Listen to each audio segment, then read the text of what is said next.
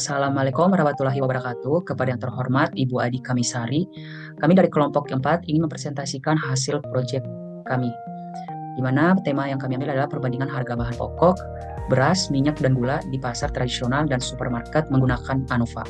Dan sebelumnya kami akan memperkenalkan kelompok kami. Anggota kelompok kami ada yang pertama ada Arsi. Halo. Berikutnya ada Santi Ramasari. Halo. Ada Tiara Ivanti. Halo.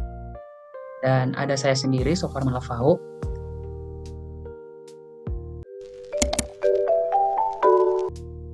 Di sini ada dasar teori dari perbandingan harga bahan pokok antara pasar tradisional dan supermarket dapat dijelaskan melalui berbagai teori ekonomi yang melibatkan dinamika pasar, harga, distribusi barang, dan serta perilaku konsumen.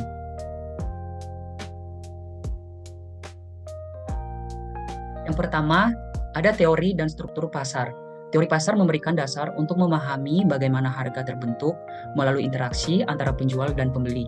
Nah, sebaliknya supermarket lebih terorganisir dengan struktur pasar yang lebih terpusat di mana terdapat sedikit pemain besar yang mengontrol pasar.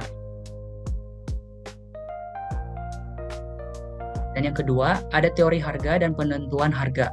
Nah, dalam pasar tradisional, harga barang seringkali sangat dipengaruhi oleh kondisi pasokan dan permintaan yang dinamis. Selain itu, adanya persaingan, para pedagang akan lebih cenderung menurunkan harga untuk menarik konsumen.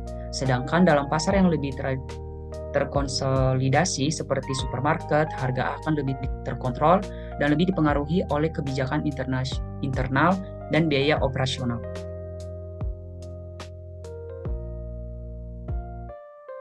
Yang ketiga, ada teori distribusi dan rantai pasokan. Rantai distribusi di pasar tradisional lebih panjang karena adanya perantara antara produsen dan pedagang pasar. Biaya distribusi yang lebih panjang ini menyebabkan harga barang di pasar tradisional lebih tinggi dibandingkan dengan harga di supermarket. Supermarket biasanya memiliki hubungan langsung dengan pemasok besar, sehingga dapat mengurangi biaya distribusi dan memperoleh harga yang lebih murah.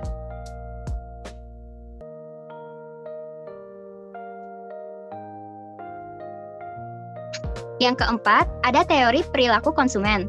Dalam konteks pasar tradisional dan supermarket, perilaku konsumen seringkali dipengaruhi oleh faktor-faktor seperti harga, kualitas, kenyamanan, dan preferensi pribadi. Pada pasar tradisional, konsumen memiliki elastisitas harga yang lebih tinggi karena adanya tawar-menawar. Sedangkan di supermarket, elastisitas harga lebih rendah karena cenderung tetap dan konsumen menerima harga yang sudah ditetapkan.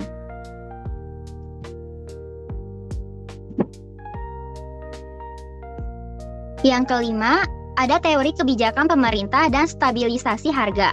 Pemerintah Indonesia melakukan operasi pasar untuk menstabilkan harga bahan pokok agar tidak terjadi lonjakan harga yang merugikan konsumen, terutama pada saat musim panen atau hari raya.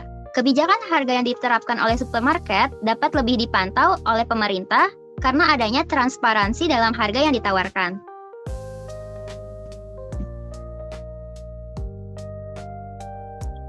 Yang keenam, ada teori efisiensi pasar dan ekonomi skala.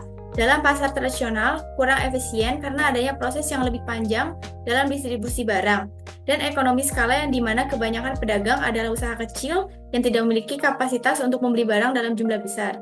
Supermarket lebih efisien dalam hal dalam jumlah besar.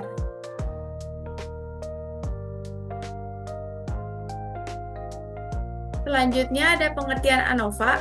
ANOVA adalah teknik statistik yang menguji validasi atau variance dalam sebuah dataset dengan membandingkan variasi antara kelompok-kelompok yang berbeda dengan variasi di dalam kelompok. Selanjutnya ada jenis-jenis ANOVA. Yang pertama ada one-way ANOVA. Jenis ANOVA ini dikenal juga sebagai uji satu faktor dan terkait dengan subjek dependen dan variabel independen. Analisis biasanya menggunakan one-way ANOVA saat perlu membandingkan rata-rata kelompok yang independen satu sama lain menggunakan koefisiensi analisis varians. Variabel independen dalam one-way ANOVA memiliki setidaknya dua level atau kategori. Jenis ini mirip dengan t-test dan sering dipakai dalam menguji hipotesis tentang perbedaan antara 3 atau lebih kelompok.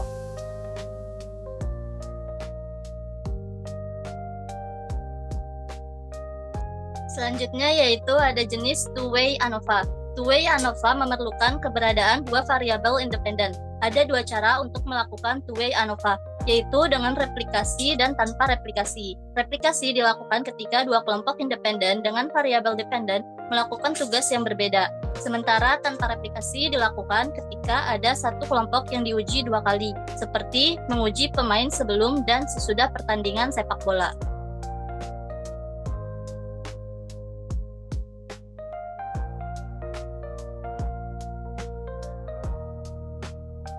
Prinsip kerja ANOVA, variasi antara kelompok atau between group variance. Variasi yang berasal dari perbedaan rata-rata antara kelompok yang diuji. Dalam hal ini, perbedaan harga antara pasar tradisional dan supermarket.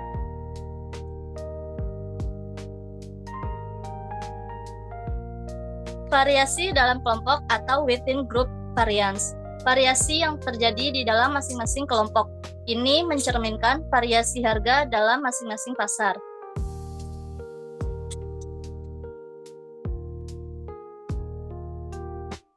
Sekian presentasi dari kelompok kami. Semoga video ini bisa dapat memberikan ilmu dan wawasan. Untuk kurang lebihnya mohon dimaafkan. Wassalamualaikum warahmatullahi wabarakatuh.